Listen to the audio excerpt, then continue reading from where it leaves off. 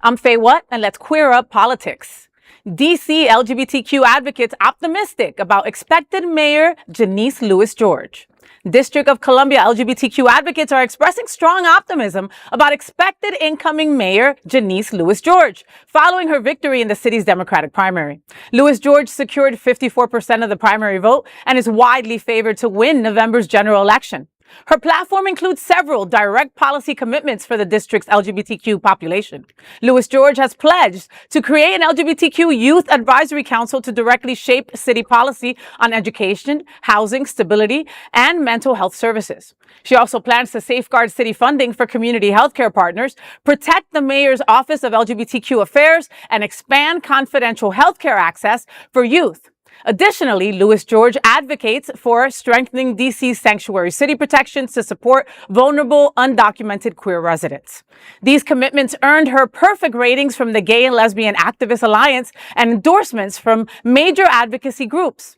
Local leaders say they will be watching closely to ensure these platform promises are reflected in her upcoming city budget. Now, this is what I want to hear from someone asking for our vote. This is what I want to hear. Don't just show up at Pride and show me the policy. Woohoo! Protect queer healthcare. Protect LGBTQ youth. Protect undocumented queer people and protect the organizations doing the work.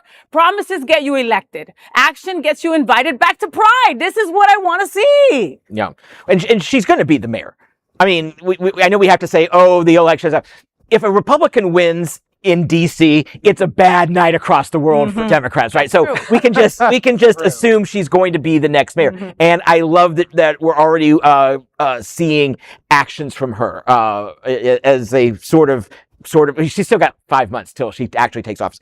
But that's it. She's reminding me a lot of these initiatives are like Mandami in New York, who's been in for about 7 months now. So I'm going to call it the Mamdani effect, and she is coming in with policies that speak to our community and actually respond to our community. Yeah, and you reference Mamdani is that if that is the point of reference, I'll take it. You know what I mean? Yeah. What he has done in the last couple of months has just been mind blowing. What he said he was going to do, he's doing. Right? Having the LGBTQ office there, appointing folks who are LGBTQ plus to certain roles, right, in his cabinet. I mean, he's doing exactly what he said he was going to do. I mean, to the point where, have you ever gone to the self-checkout and checked out your own food and said, this isn't my job. Why am I doing this? Well, guess what? He wants to pass a law in New York where if you do self-checkout, you get 10% off.